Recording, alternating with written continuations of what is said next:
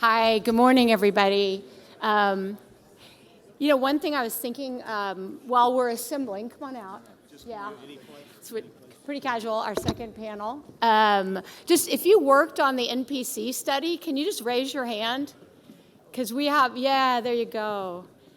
We've got a lot of the core team here, and they've got stories, and I'd urge you to use those. So hi, I'm Cindy Yielding, and I'm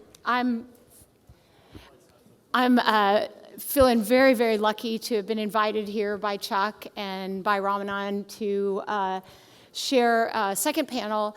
The title changed a little bit on us, so we are going to be talking about Navigator, but it's going to be Navigator and so much more. So what I'd like to do just is, just sort of kind of welcome our panel, but they're going to self-introduce, and I think we're going to go ahead and start with one slide. Okay, so we're going to kind of frame our panel today sort of on the landscape of infrastructure. And, it's kind of gotten to the world where it's just say no to everything. People want clean energy. They want green energy. As long as it came from the state next door and it's, sort of magically transported without any sort of infrastructure anywhere, anytime. So NIMBY, banana, it's not there. And yet, we need to get going to address, the carbon emissions that, are being created. We need to get going. We need to move them now. We also need infrastructure for hydrogen, for pretty much everything. So there's this conundrum. We're consternated. We're confused. And that's just leading to a little bit of paralysis, and we'll talk about that in our panel today. So I'm going to magically switch microphones, and we're actually going to start out, and each of our panelists, thank you, each of our panelists is going to introduce themselves and then talk a little bit about their landscape. And I think we'll start with Dan Cole. So your title? And good morning, Cindy. Yeah, yes, thank you. Thanks to everyone for being here, and it's a good topic, so we'll get right into it. I'm Dan Cole. I'm Vice President, CCUS Commercial Development and Governmental Relations at Denbury, who, as you well know, was recently merged into Exxon effective November the 2nd. I got involved in the CCUS space actually about 2008, 2009, when Denbury started signing CO2 offtake agreements with a number of projects that were working up in the Midwest. We had a desire to lay what we were calling the Midwest Pipeline. It was going to come down into the Mississippi Gulf Coast area. We thought there was going to be a tremendous need for use of anthropogenic CO2 for enhanced oil recovery in our Gulf Coast operation. As everyone well knows, those projects, because of lack of being able to get to FID, they really went away. Then we had the NPC study. That kind of jump-started after the Bipartisan Budget Act was passed to get the 45Q tax credits up somewhat from the 10 and 20 up to the 35 and 50, and then after the NPC report was issued to the Department of Energy in December of 19, IRA finally passed August a year ago and got it up to the $60 and $85. That was one of the recommendations from the NPC study. Denbury's been in the CO2 pipeline transportation business. We acquired the system back in 2001 on the Gulf Coast from Airgas. It was originally a Shell development back in the mid-'80s when Shell started using CO2 for enhanced oil recovery in southwest Mississippi and I think parts of Louisiana.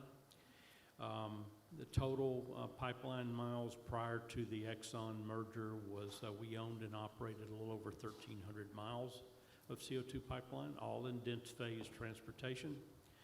And I think now with the Exxon acquisition or the acquisition of Denbury, that's a little over 1,500. So we are the largest, Exxon is the largest owner-operator of CO2 pipelines. My experience has been in the commercial business the majority of my career. Finishing up my 49th year in the oil and gas business, and I would have to say that the CCUS part of that, the last 10 to 15 years, has by far been the most exciting and the thing that has really kept me working, to be honest. So, thank you. All right, so we'll turn, we'll move from the sort of historical Denbury EOR thing into the future. Nick, so can you tell us a little bit about yourself and a little bit about ExxonMobil's activities in CCUS? Hey, thank you, and good morning to everyone, and great for the opportunity to be here. I'm Nick Medina. I'm the Public and Stakeholder Engagement Manager for ExxonMobil Pipeline Company. I've been with ExxonMobil 33 years, and I've been in the upstream, in the downstream, and for the last 12 years, I've been in the pipeline side of our company. Right, very active with industry trades. In the American Petroleum Institute, I was the chair of the Public Engagement and Stakeholder Engagement Group for 5 years. Right, very pleased to be here at U of H. Right, Cougars haven't lost a single game in basketball, and I'm really looking forward, in a week to go see the next game. My son is a senior here, so he's getting an ME from the School of Engineering, and very proud that he chose to stay in his hometown. Right, I got to tell you, I've been working with Chuck for at least 2 years, and I keep insisting to him that he's missing the T in CCUS, and the T stands for transportation, because very early we identified the need of effective public engagement as being indispensable for the growth of the CCUS space, right? And I always tell folks, you can capture all you want to dream that you can capture, and you can store all you want to dream that you want to store, but if you can't transport it from point A to point B, this is going nowhere. And to put it in perspective, I recognize the pipeline over the whole CCUS thing might represent at most 20%, 15% of the capital employed. But several years ago, we pretty much said what is true today: we'll give you 90% of the headaches, because pipelines operate in the public domain. We're not sitting behind a fence, right? Pipelines, by their nature, right, go through parks, they go through forests, they go through ranches, they go through communities, and we need to engage effectively with those communities way ahead of projects being announced, so that we can ensure that we start planting the seed of why we want to do this right? Public support, collaboration between the public and the private sector is going to be indispensable. And I'm looking forward to this discussion because I think it hits at the core of the challenges that we have ahead for the whole CCUS. And I have a couple of brief videos. And the first one that I want to play, and I hope the folks in the back are ready, is from a safety chief person in Louisiana, right, that we've been working very hard, because that's going to be one of our first new pipelines with CO2 that we're looking to do.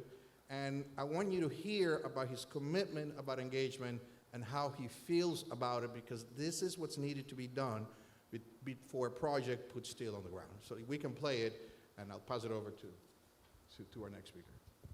A lot of talk around the United States about carbon capture, about CO2. There's a lot of misconceptions out there about what this really is. You have to educate, and that's what ExxonMobil is doing, is they're educating the emergency responders. They're going out into the community. They're meeting with LEPCs. They're meeting with care groups. They're meeting with CAP groups. They're meeting with industrial groups. They're meeting with Rotary clubs, Chamber of Commerce's, basically trying to make sure people understand that this is not dangerous. It's the future of the industrial pipeline world, and we're going to be ready in the Central Parish to take care of it.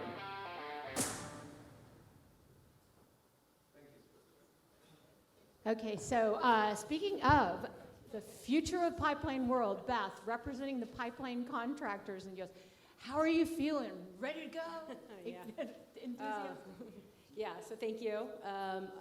Thank you for the invitation to be here today. Definitely pleased to be part of this panel, part of this discussion, hearing all that we've been talking about here today. My name is Beth Worrell. I am the Managing Director and Chief Legal Counsel of the Pipeline Contractors Association. We're a group, we've been around for over 75 years, and our primary focus is to negotiate the labor agreements with the pipeline trades that cover the union side construction of pipelines in this country, mainline transmission pipelines, gathering lines, and so forth. But you know, our sort of portfolio of things we do has grown quite a bit since that one initial directive, and so we're very active in Washington, D.C. on the public policy side, very active in this, you know, overall, we'll talk about this a bit, but overall effort to sort of change hearts and minds around pipeline construction, energy, natural gas, carbon, all those things. So, you know, that's something we spend a lot of time as an organization focused on. I'm also involved with the Smart Carbon Network that was mentioned earlier, and you know, I would say in terms of where we are as an organization when it comes to CCUS is, you know, the shot to the top of the list really once the legislation was passed and the 43Q tax incentives were out there and the real burst of investment and interest in these projects.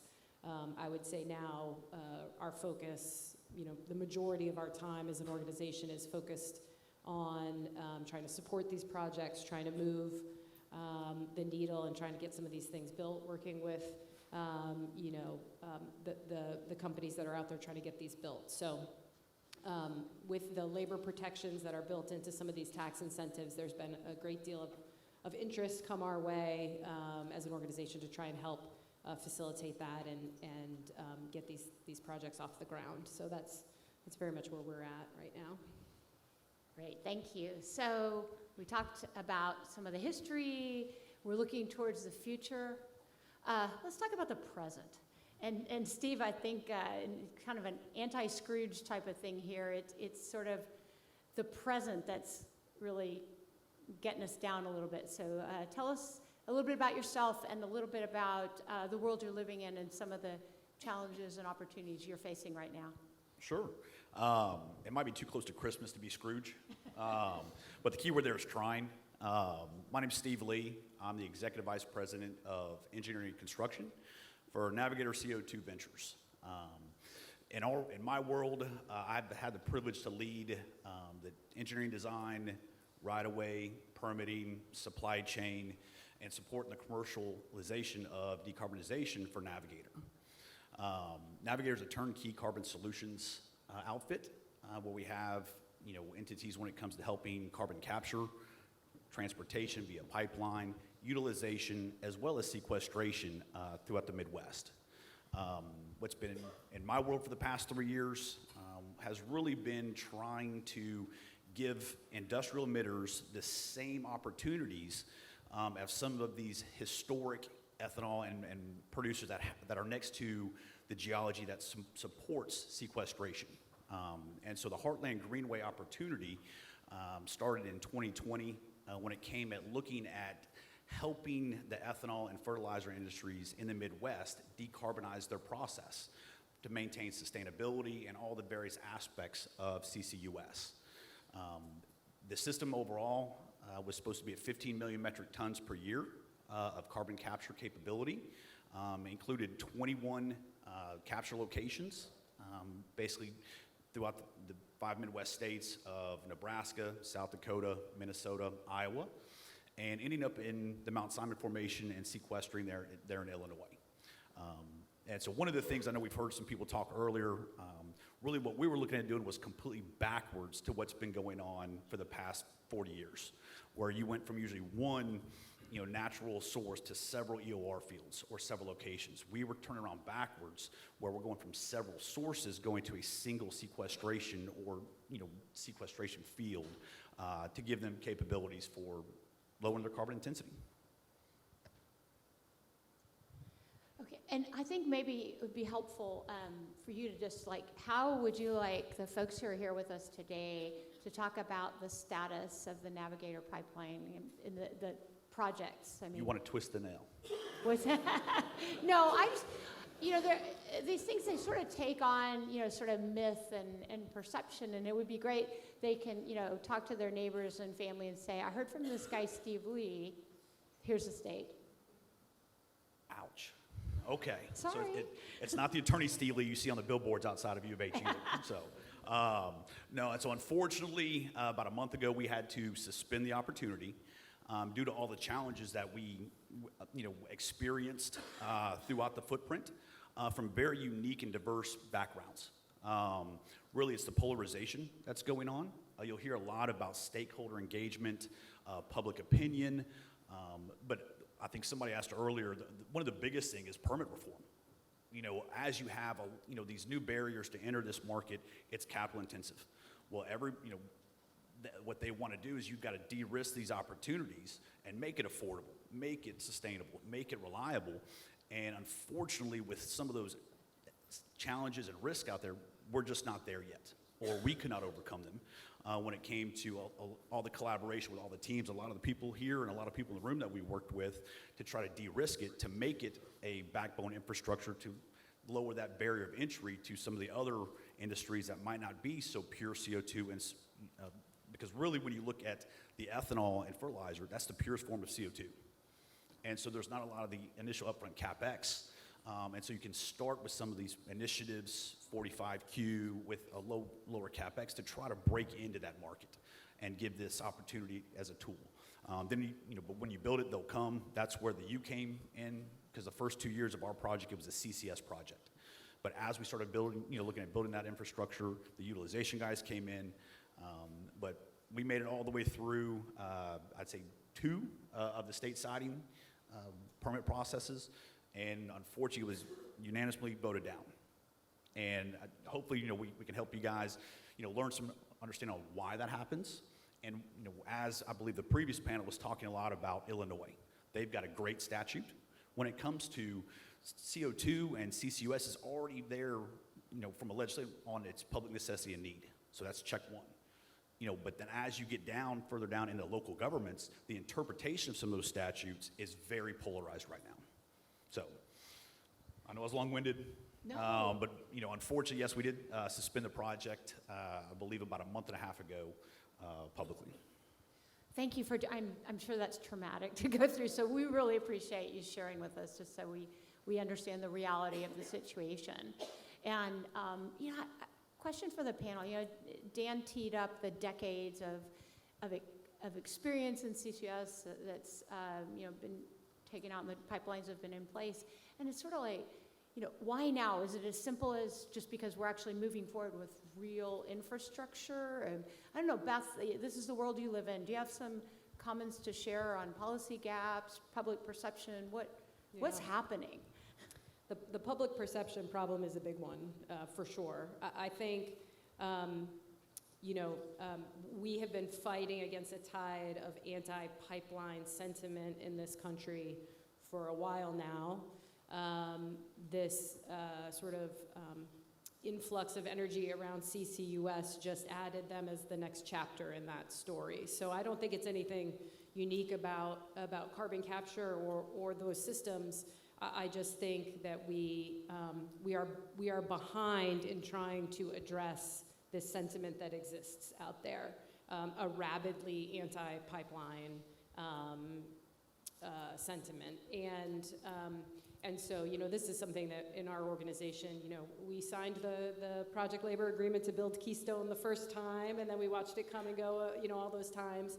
And so from Keystone to Dakota Access to everything that happened around all the way up to Mountain Valley Pipeline here recently, this is a very well-organized, well-funded, deeply entrenched opposition that you see out there that's been in place for a long time. I think, I think what we are understanding now is we just need to be more proactive collectively in telling our side of the story, countering those narratives, getting those facts out there. So that's a lot of what we've been doing. What's interesting about what we're seeing more recently around the CCUS, the Navigator projects and the others, is the interesting sort of political reconfiguration around this issue that we're seeing. I think for a long time, we thought it was a very clearly sort of left versus right, issue. But I think Steve can speak to this, and anybody who's been sort of in the trenches out in Iowa and Illinois and those places, You know, you have these staunchly Republican, you know, landowners working with the Sierra Club to oppose things. So all of a sudden you just have some political bedfellows in ways that are different. I think that's a little bit of a different element here on these projects. But yeah, you know, I think this has been sort of a long story now, and we're still trying to figure out how to get around it. So what we look at it as it's a marathon, not a sprint.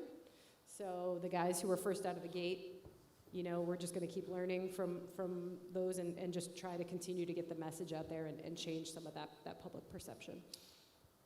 Yeah, and I would add on, you know, since 2005, I think Denbury probably has constructed more miles of CO2 pipeline than anyone else, without a doubt. We had very few issues that we encountered. There was one little issue here on the Green Line in the state of Texas. It's Texas Rice versus Denbury. Went to the Supreme Court 2 different times. We finally prevailed in that the second time. We completed a 110-mile extension up in Montana last year. That was done without, well, we had one landowner, only 6 tracks, I think, or 7 tracks in that 110 miles. So as most of you know, Montana, large land holdings by very few people. The one landowner, he said, no, I'm not interested. You need to go around. So we started doing the survey work, and as we all know, it's not about the money until it is about the money, right? So he came back and he said, no, I'm good. Let's do the easement. So we got it laid. But the anti-pipeline sentiment started, you know, with Keystone XL, then it went over into DAPL, then it went over into Navigator Summit, then it, you know, Mountaineer was all in that.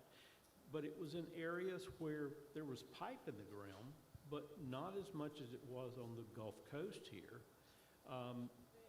And I don't, it's hard to explain. I don't know if it's a public engagement or the public is more aware of pipelines operating in their backyard or across their property, and there's been few of any major issues or anything like that. But Nick, I don't know, you probably are more in tune on that with all of the Exxon pipeline holdings.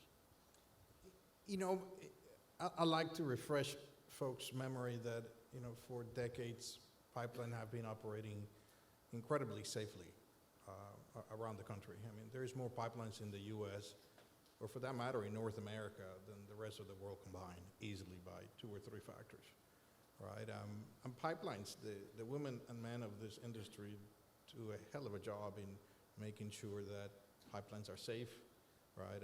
That they are respectful of the landowners where we operate, and, you know, environmentally sensitive to all the concerns that exist out there. The safety record of pipelines, whether it is liquids, natural gas, or CO2, is 99.9994 times safe. On CO2 pipelines, actually, the record of CO2 incidents over the last 5 years is actually better than on liquids and gas, right? That doesn't mean that we don't have incidents here and there. And the important thing is to learn from them. And I got to give a lot of kudos to you know, Denbury. I mean, we've learned a lot through what happened in Mississippi, you know, a few years ago. A great deal about the importance of raising awareness and understanding along our routes, right? And as soon as the merge got completed, right, within days, you know, I took my company president, myself, and the Denbury leadership, and we met with the folks in Mississippi that suffered that incident nearly 4 years ago, right? And I think most of you have read the articles on Satartia, and it was a scary moment for that small community, right? But at the end, these are folks like you and I that, you know, we live near pipeline assets, and for the most part, they're very supportive of the oil and gas industry and the CO2 industry as well, right? In fact, they told us straight up, you know, we understand that this is part of our economic livelihood, and we pretty much support what happened here, but we need to learn from what happened. And we're committed, right? And in fact, one of the things that we did very early, you know, as soon as we knew that, you know, the perception of the public, you know, the way that people see pipelines, right? The not in my backyard kind of an attitude, the safety concerns that are exposed, right? For decades, it was underground, you don't see pipelines, you don't care, but nowadays it's part of the public discussion, right? And I think we need to address safety head on, right? And we need to prepare ourselves to engage effectively where these routes go. Here in the state of Texas, there's more pipelines than any other state. I mean, by far, we have more than 500,000 miles of either transmission, distribution, or gathering lines. So we are very knowledgeable about the kinds of things that happen. And, you know, at ExxonMobil, we've been building pipelines for the last few years. We just completed one of the largest crude oil pipelines in the whole country, 650 miles, right, all the way from West Texas to here. You never made a single article, right? And I say that because typically you hear about the headlines about things that go wrong, but, you know, we've been building pipelines, you know, as an industry more in the last 10 years than in the prior 50, because we need them. We need pipelines. But with that responsibility also carries, you know, we need to train folks in how to make that happen safely. And about 5 years ago, we started developing a training program that every firefighter or first responder along our routes needed to know about pipelines in their area and what to do in the event that something went wrong, right? And when we saw CO2 coming as an opportunity, you know, for growth, we started including CO2 training about incidents into the curriculum. And I want to play a video for you, which is our number 2, about a program that we launched in 2018. 600 firefighters have gone through it. We closed a deal with Danbury, and let me tell you, a lot of the material from CO2 was because Danbury is by far the one that knows the most about CO2 pipelines. They contributed the most to a guide that we released a couple of months ago on how to plan, prepare, and respond to CO2 pipeline incidents, to really demystify the narrative out there that CO2 was so dangerous, that was explosive or anything like that, which we all know is fiction, right? And we needed to normalize that discussion. And so what you see here will be testimony from firefighters that gone through that training, and they'll just tell you in plain language what they think about going through a training program like this. And we've started to take folks from Mississippi and Louisiana into it, because it is important that we start covering this around our assets. So let's play that video.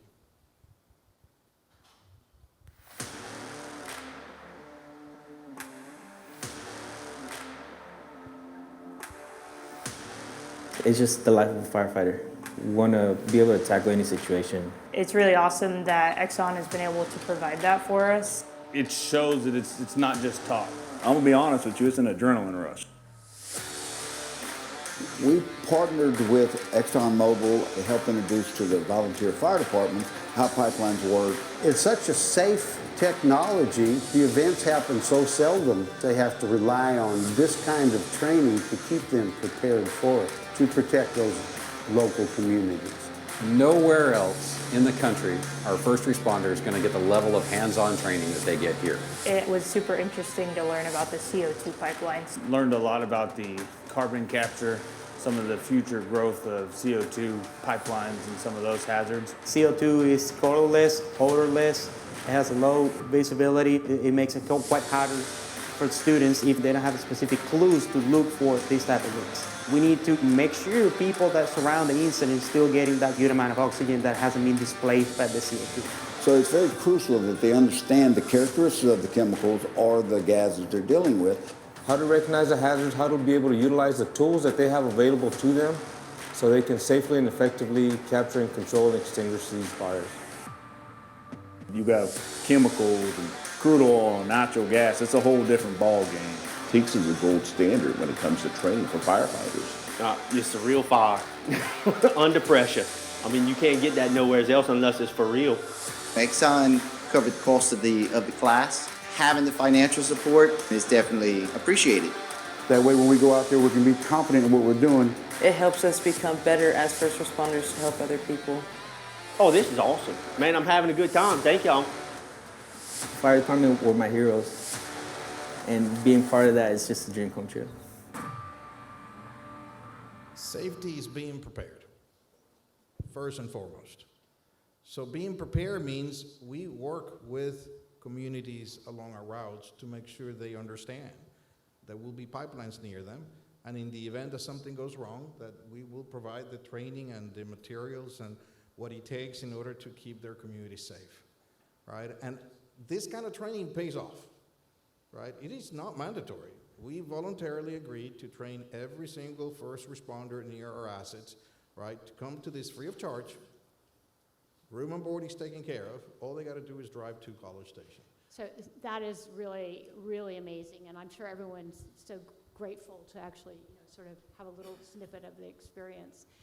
Before we move on, I'm going to send the next question to Stephen Bath. But Dan, did you have anything you want to add on safety, since you're sort of our poobah of operational experience here? Well, I think Nick hit on most everything. I mean, it is safe. It has been safe.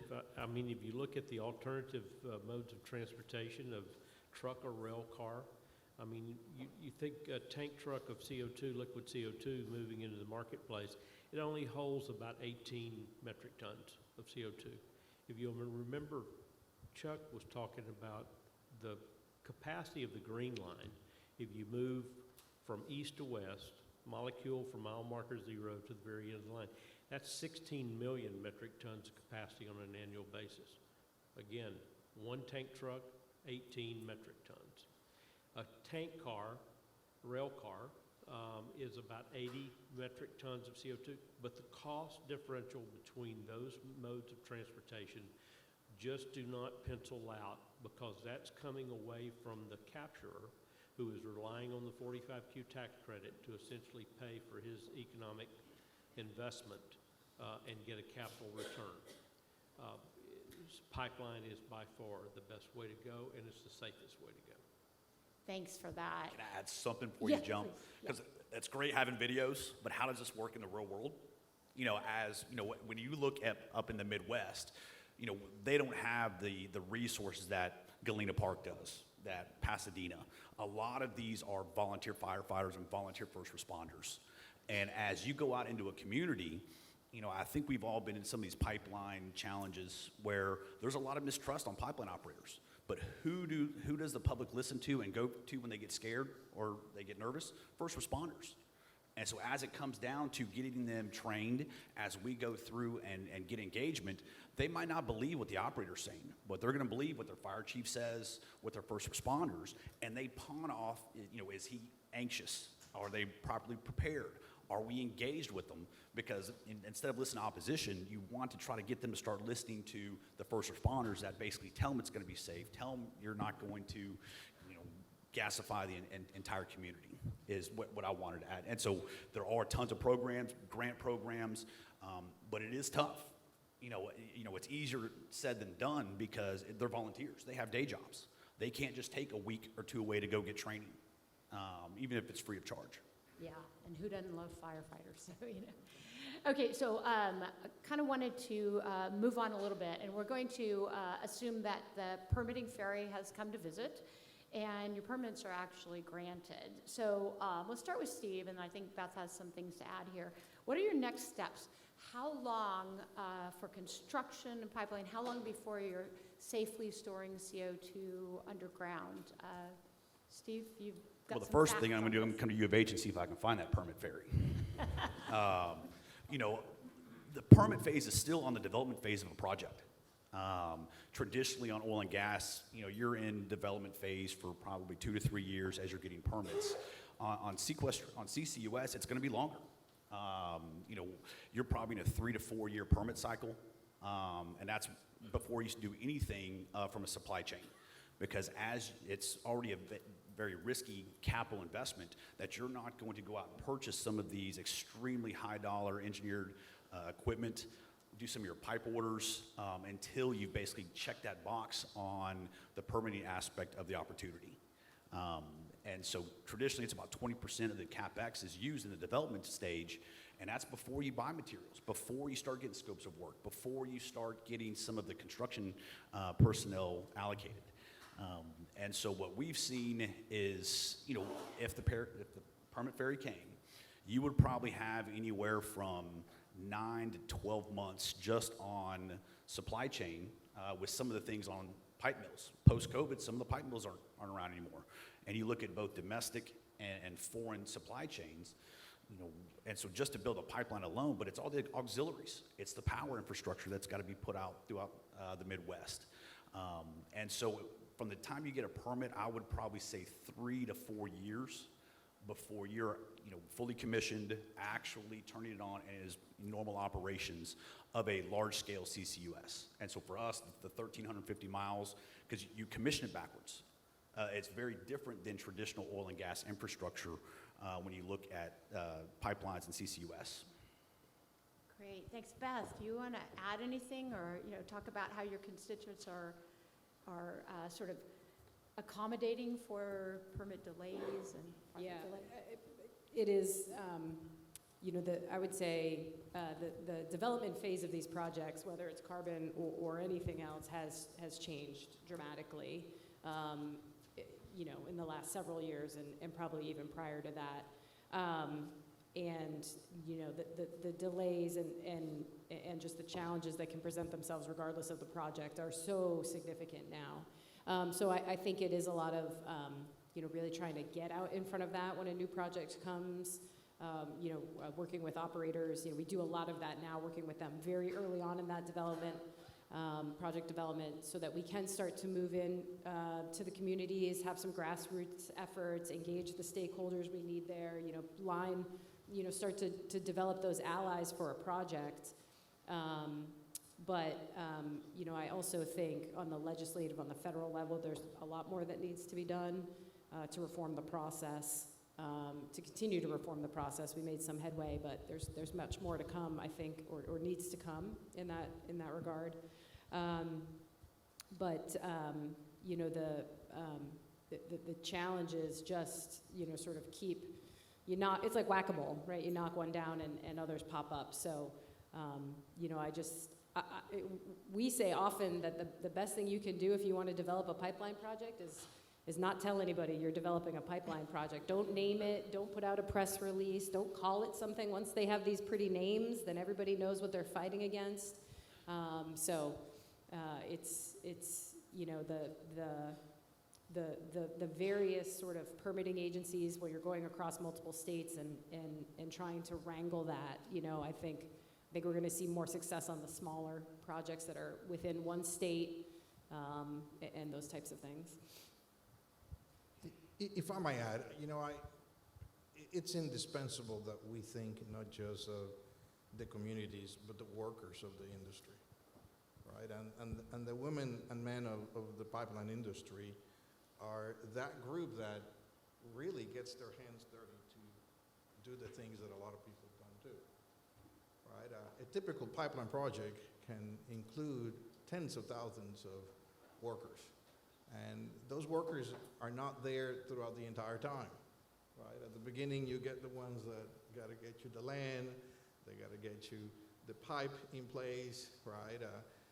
And then down the road, you're going to get the welders, they're going to start tying it up, right? And then the corrosion engineers that come afterwards. It's a whole long cycle. Building pipelines is an art, right? It's a process. It's a lot of engineering, but it's a lot of people. And it's a lot of businesses that do benefit. I remember we had this big pipeline project that, like I said, 650 miles is up to 1.6 million barrels of crude oil a day moving from West Texas to the Gulf Coast. That replaces 16,000 trucks every day, right? But it put 24,500 people to work during the construction. And most importantly, that happened during the pandemic. And I remember going out to the field and meeting with these folks, right? They had to eat, so the local restaurants, right? They had to get a lot of services from local communities. Everybody benefits along the route. And then the worker stays. These are the guys that, and ladies that work on this industry. These people work hard to make sure that it is safe and is environmentally sound, right? Engaging early, I would take a difference of opinion that you don't tell people. You gotta tell people early. Because if you tell people early, you have an opportunity to establish the narrative. You start telling them about the jobs that are coming. You start educating them about the product that you're going to be moving. The critical nature of how this helps energy independence, energy security, which is important that we educate everyone, right? What we do in the oil and gas industry is enormous. And right now we're taking on challenges, not just to get people out of poverty and be able to give them the energy they need to live the modern life that we have created, but also to find a way to reduce our emission and our carbon footprint. That dual challenge that we have nowadays is something that all of us is incumbent to educate and really raise the level of awareness that that's what we do, right? I often meet with our pipeline workers out in the field and have those safety meetings at the crack of dawn, right? And I tell them, you know, if anybody asks you what you do, be proud of what you do, because we're keeping this country secured. We're keeping the energy flow going, and we're looking for ways to reduce our emissions and our environmental carbon footprint. And that's a job that is enormous, right? But I think labor plays a significant role in what we do. Workers play a significant role. Engaging early is a must, right? Because we've seen time and times again projects get that delay. On average, major projects over, you know, $100 million get delayed 18 months, either for permits or for legal challenges or whatever. That's real money, right? And if they get canceled, wow, the write-off is significant. Beth Tell me about probably has some scars on that. Right? Yeah. So this costs our economy quite a bit. So it's incumbent upon us to really get that engagement early so that we can plant the seeds and we can harvest the support that we need down the road. Yeah, and The- sorry. I was going to say that Beth and Stephen mentioned this, the pre-planning, the engineering, the supply chain issues, and then actually getting the permits takes far longer than the actual construction of the pipe does. That a lot of work goes in. To me, it seems daunting for the permitting process, but for the people in our organization that do that, they always tell me, don't worry about it, we've got it covered. We'll get the permits. Well, you know, I love this permit ferry, but you know, one of the things is if you tell me the rules ahead of time, it's easy to de-risk, easy to educate, easy to engage. However, when you've spent hundreds of millions of dollars and they change the rules halfway through, you know, as we talked with some of the things in Illinois on, you know, and they'll play games where it's, oh, we're going to put a moratorium on sequestration, or you can't be within 5 miles of a city with a pipeline. Well, if that ethanol is in the edge of town, you physically can't do it. And so it's one of those things, and these, you know, early adopters and some of these people that are really on this carbon initiative, it's extremely expensive, it's extremely stressful, and you've got a lot of stakeholders and investors that don't know the pipeline industry like a lot of us in this room. And so it's very complex, very painful. You know, eventually we'll get there, you know, but it's as it's trickled down, because I think from a federal standpoint, state process, it's there as you get down to the boots on the ground, which is typically what has been ignored early in the process in these project developments. So just a couple of comments I want to make. So one, I wholeheartedly agree that community engagement is a critical piece to all this. And I think it's more important than like a big glitzy like national PR rollout, which I think is sometimes what we see. But if you are in these communities and you're talking about those economic benefits and you're really helping them understand the safety risks and the long-term benefits, so I think that is invaluable and critical to developing these projects. The other thing I was going to say is in terms of, you know, if you were to get your permits and try and get moving on project development, that next phase of project development, you know, we have a worker shortage in this country. It's a huge problem. And what we're seeing from on these projects now is a desire to get them completed as quickly as possible, because you know you're just facing an endless onslaught of legal challenges, protest activity, and so you have that you know, that tension of wanting to maximize and the workers out there and get as much done as quickly as possible with, you know, a workforce development issue, you know, labor issues in this country overall, and things of that nature. So right now, if the permitting ferry were to come and tap 2 or 3 of these projects in the Midwest on the head and say, go, you know, the next problem is, you know, do we have the capacity to get out there, man these jobs, and get them built?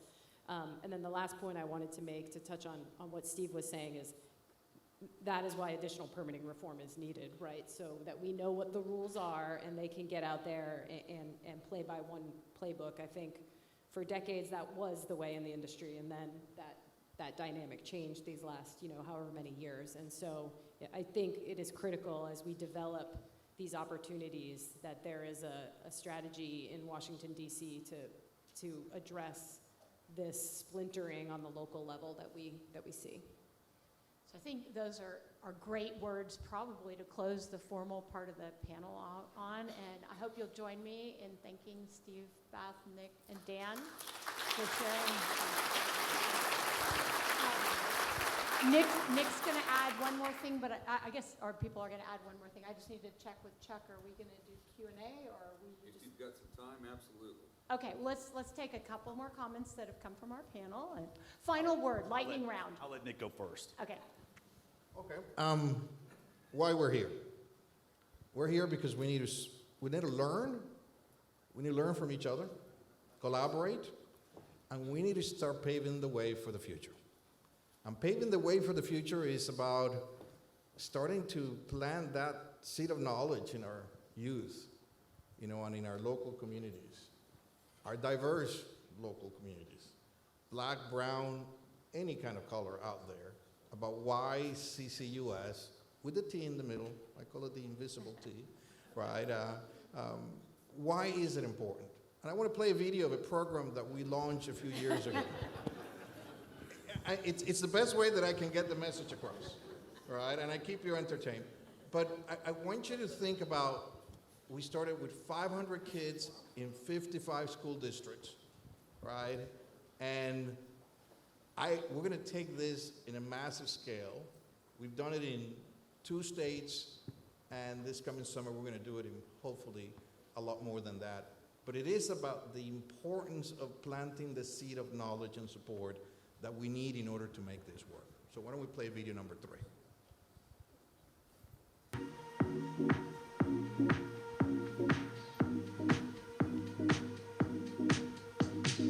I really like just getting to work together with people that I wouldn't normally work with, and it's really great to hear other perspectives and come up with these solutions.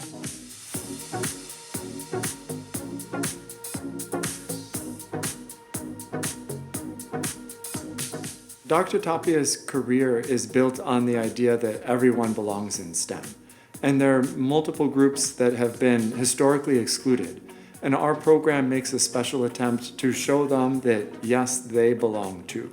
Exciting to the students. All it takes is a little bit of excitement. We've been working with ExxonMobil for several years. We've grown the partnership to also collaborating on the development of curriculum. Our partnership with Tapia is important for delivering a credible and very fun and interactive STEM education to a broad group of kids. The focus of the camp this week is really on the carbon capture and storage process. We learn how the process works of carbon intake and how they store it underground, and the reason why they store it underground. The kids are trying to represent the layers of the Earth, these unique geological layers that ExxonMobil scientists are looking for, that they have the right conditions for the CO2 storage. They can see the engineering challenges right there practically with just simply a solo cup, some beans or pasta, and Play-Doh. It's a really innovative way of solving the climate change problem that we have right now. I think it's important for them to know that there are companies out there that are actively working on solving problems. I've been blown away by how engaged the students have been. That's what we need, honestly. We need as much people as interested so we can all make an effort to try to solve what's going on. Science is a process, and they're really learning it very, very well through this. I think they're going to be a very positive, forward-looking influence on how we address climate change in the future.